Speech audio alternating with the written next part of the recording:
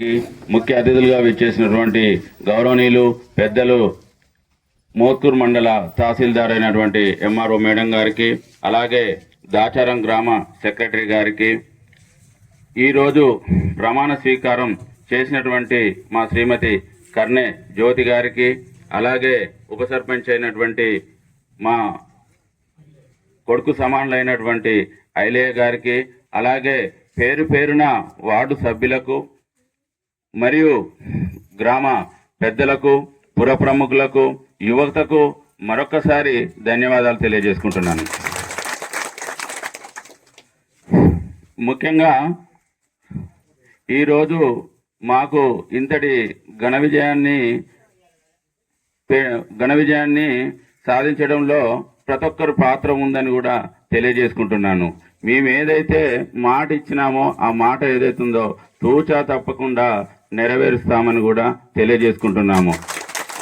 మొట్టమొదటిగా తీసుకుంటే ఇప్పుడు పొడిచేడు రోడ్ ఒకటి ఉన్నది. ఆ పొడిచేడు రోడ్ కూడా ఖచ్చితంగా అందరి సహకారంతో, ఎమ్మెల్యే గారి సహకారంతో, ఎంపీ గారి సహకారంతో, మినిస్టర్ గారి దగ్గరికి వెళ్ళి వార్డు సభ్యులైనటువంటి శ్రీనివాసరెడ్డి అందరం కలిసి వెళ్ళి, ఉప సర్పంచ్ అందరం కలిసి వెళ్ళి మెమోరండం ఇచ్చి సాధించుకొని తీసుకొస్తారని కూడా మాట తెలియజేసుకుంటున్నాను.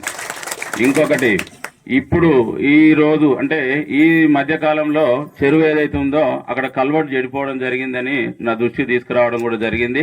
అది ఏదైతే ఉందో ఇమీడియట్ గా ఏదైతే ఉందో గ్రామ పంచాయతీలో తీర్మానం చేసి అక్కడ కల్వర్ట్ నిర్మించి అక్కడికి రైతులు పోయే విధంగా, బండ మీద ఏదైతే ఉందో వెహికల్ పోయే విధంగా కూడా సీసీ రోడ్ శాంక్షన్ చేసుకుని వేయించుకుందామని కూడా తెలియజేసుకుంటున్నాను.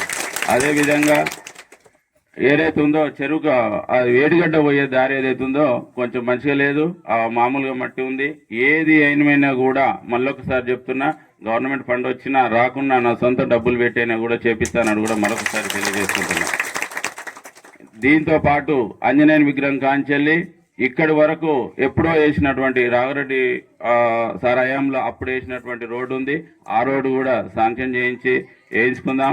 దాంతో పాటు ఏదైతే ఉందో మీరు ఎవరు ఇచ్చినా ఇవ్వకపోయినా నేను అవసరం అనుకుంటే పిహెచ్సి సెంటర్కు నా సొంతంగా డబ్బులు పెట్టి కూడా కొనిస్తానని కూడా, పిహెచ్సి ప్రైమరీ హెల్త్ సెంటర్ను కూడా అప్పుడు చెప్పలే కాబట్టి ఇప్పుడు ఏర్పాటు చేస్తానని కూడా తెలియజేసుకుంటున్నా.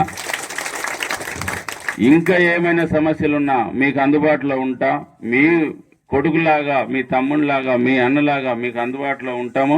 మీ ఏ సమస్యలున్నా కూడా మీ తీర్చనీకి సిద్ధంగా ఉన్నానని కూడా తెలియజేసుకుంటూ ఈ అవకాశాన్ని, ఇంత విజయాన్ని ఇచ్చిన ప్రతి ఒక్క ప్రజానీకానికి పాదాభివందనం తెలియజేసుకుంటూ సెలవు తీసుకుంటాం.